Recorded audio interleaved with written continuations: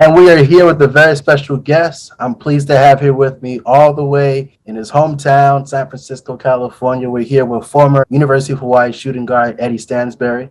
Appreciate you for having me, man. Thank you. How you doing, man? It's a pleasure since I've seen you, man. It's been a while. Oh man, doing good, man. Just feeling blessed, man. Continue to play ball. It's a blessing. So everything's been good on this end. Definitely missing Hawaii and the family out there and the connections there, but being back home now and continuing my career been the best. Currently playing in the NBA G League. You were drafted in the first round, 7 overall pick to the Texas Legends of the Dallas Mavericks affiliation. It was something special. I had the fortunate ability to spend that with my family, my close ones. So, it felt like a blessing. And going from, having that situation where we had COVID during, my career at Hawaii to ending my season there and then kind of having a mist of everything fall off due to COVID to coming now to where we're getting back in the fill of things. And for me personally, being a part of a draft process was special. It's something that will always go down in my book and something I can always remember and pass on to future generations or kids in the future I may have. Now that I'm in the process, it feels so surreal, but it's fun. I could say that, being in the process now and being a part of this journey and the start of my early career. Let's go back earlier on in your career. When was your realization that basketball was going to be your future career?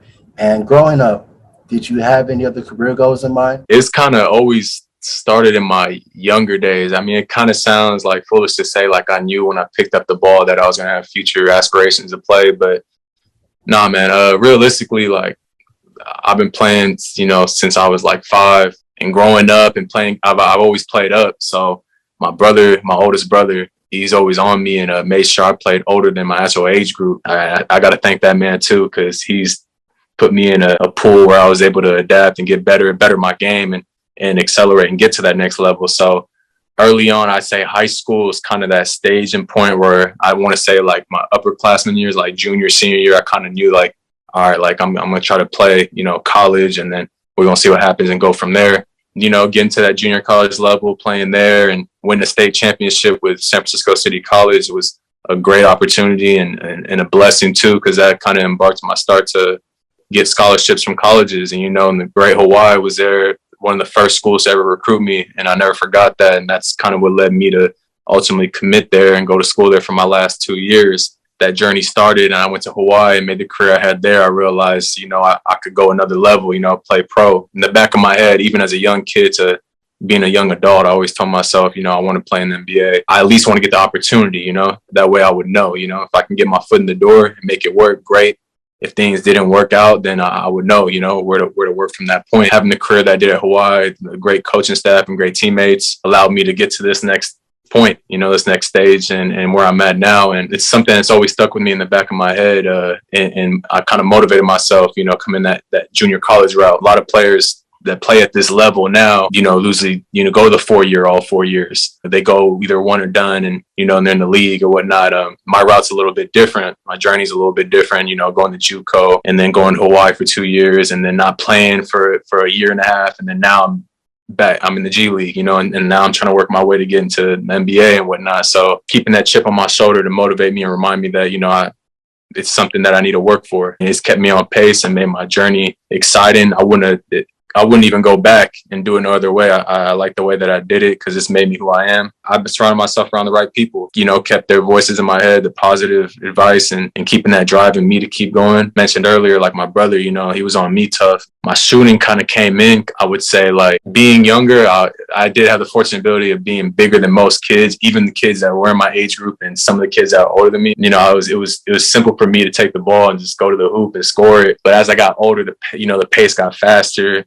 The competition got better. So, I had to figure out parts of my games I could really separate. In high school, I kind of had that same ability of getting to the basket. I'd say when I went to junior college, my coach, Justin LeBar, he talked to me. He told me, you got to have something, that kind of sticks out, that separates you, that's going to translate to the next level. And it was that shooting. 2 years at my junior college, I was really in the gym, just working on my shot, and trying to figure out how I could be just as dominant as I am with the ball without it, and coming off screens and reads and just making plays by just catching and shooting, really elevate that to junior college level. And that's something that, translated with me to Hawaii, and once I got to Hawaii, learned the system and try to do the same thing I was doing at junior college at that level. And it worked, putting in the work and getting a lot of reps shooting that it translated. And that's something that really sticks out of my game today. Like I said, there's levels to it. So, even at this stage and point, scouting reports are, they're really hard on and heavy. So they know what type of player you are. And knowing where I get like my career in college and this being my first year, a lot of people know me as like, a shooter and coming off. So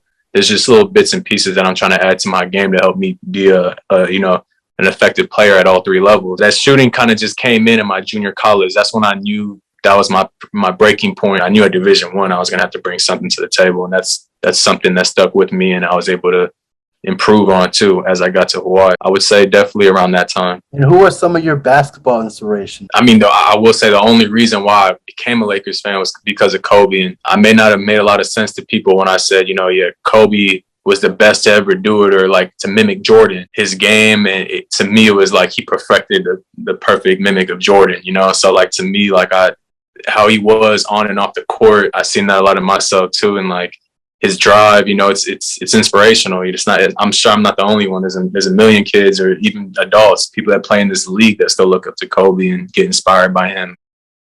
Touching back, yeah, that's someone who's always kind of stuck with me in my younger years. And my older brother kind of enforced that mentality to me, or mentality into me when I was kind of younger, in my younger years, playing in older age groups. And, but he would always give me what I need to work on. Like, you had a good game, but this is what you need to do better next time. And that's something that's kind of always stuck with me. And as I got, turned to this young adult, I realized, I applied it to my life on and off the court. Kobe Bryant is really big in my book. What was it about Hawaii that made you decide to choose that school? Choosing Hawaii, really, because like I said before, they were definitely one of the first schools to recruit me and stay touch and give me that family-like feel from the beginning. I took a visit out there and nothing but good things to say, man. Like, you're in Hawaii, it's paradise for one, and the people, the coaches. And when I came on my visit, I'm sure all the other schools in the nations, make you feel like, you're special when you come on your visit. But it was something about Hawaii that kind of stuck with me and my mom. I had the fortunate of bringing my moms out there with me on my visit. And that was her first time ever being in Hawaii. And I think in that moment when I was out there with my mom and kind of like getting a tour of the school and meeting the staff and everybody, it was kind of a surreal moment for me. It was something that touched really close to me because, I realized I was able to do that for her, and being out there kind of just felt like everything was right. No move I was making was wrong. A kid like me, man, like being back in my hometown, like I love it. And when I was younger, I grew up kind of like a little bit outside the city and then playing ball as well. I played at Archbishop Reardon High School, and then I went right across the street to San Francisco City College, which literally was like right across the street. So after spending some time there, I realized outside of ball, I'm going to enjoy myself too, I can go all these other schools, but I don't know the city like that. Hawaii's Hawaii, man. It's like I said, it's paradise. So I think that kind of altered my decision too a little bit. I got to say, man, that decision I made was probably one of the best I made in my life because my 2 years there felt like 10 years. And if I could explain it to anybody, it's just the experience I had there and the people I met and just the lifestyle. That definitely like helped my decision in going.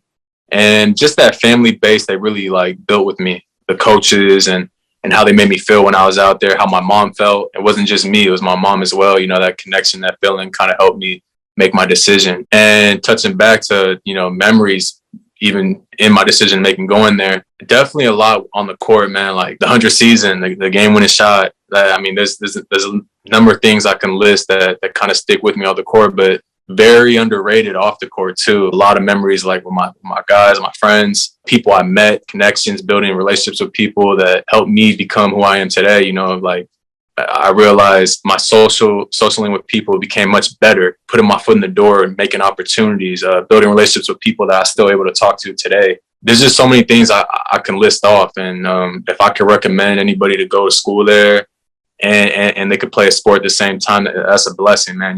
You're playing ball and you're living in paradise. I don't think it gets any better than that. Just a lot of things, really. The people, I think, are the biggest thing that stick with me. As far as your future career after basketball? Time will tell. I'm not sure. If I were to say, I don't know, it could be sports media, maybe get into coaching. Play the game is very fun, but being able to talk about it and, analyze and visually at a different point of view is fun too. I'm a big critic watching games or see certain things. I got my comments and I feel like, okay, maybe there might be a place for me in the future to say this or do that.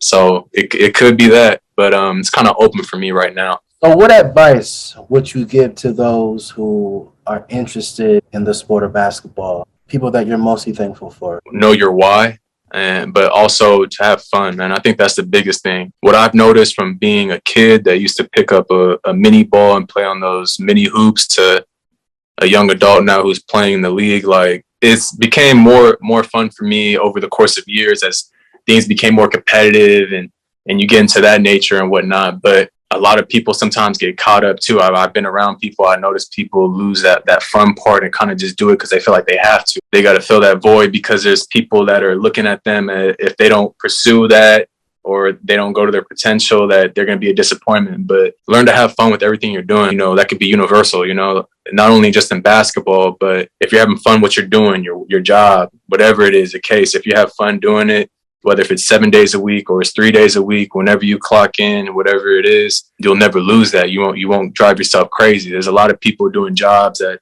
they don't want to do. You know, there's a lot of people, you'll hear it sometimes. You'll even hear it it sounds crazy, but you'll hear it in this league sometimes. But whether you never know people's, you know, position. It could be, you know, because they need money financially or they need this and that. But that's why I say it's kind of important to know your why and what you're doing it for, you know. So if I were to give advice, I would just say for the kids that, you know, want to pursue basketball and stay in that lane is kind of just have fun and just stay motivated, you know, find a way. You know, it's very like for me, I looked at Kobe and every kid wants to be like a Kobe and have the same, you know, same outcome and whatnot. But at the end of the day, everyone has their own journey. Like I said, always a kid that needed to get put into a pool and kind of adapt. My journey is a lot different being a JUCO kid to going to only spending 2 years at a 4-year and then being where I am now. And it kind of feels like it's starting all over.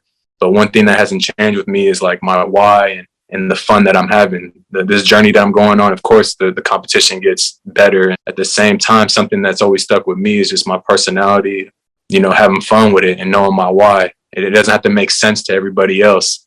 As long as it makes sense to me, then I'm in the right position. I'm standing on my own 2 feet. Remember what they're doing it for. And if they're having fun doing it, if sometimes it feels like it's becoming more a job than having fun, then maybe, you know, take a step back and kind of put that perspective in front of you and reevaluate how you want to do things. But kids nowadays, you know, they turn on the TV and they see people like Steph Curry who light it up and get inspired, you know, and things like that, and just take bits and pieces and apply it to your game. I'm a very open person, you know. I like to hear all types of advice, whether it's sometimes it could be bad advice or good advice. You know, I'm not the one that just likes to hear good things. I like to hear some things that maybe I need to work on personally or that's seen differently. So in terms of people, be open to everything. Grew me in the position to where I am today because I remember touching back and remembering how I'm viewing myself and knowing my own pace. I never moved at the pace of others. I always moved at the pace of where my own 2 feet were at. I'm thankful for all the people, the highs and the lows, all the good advice I receive. I still even listen to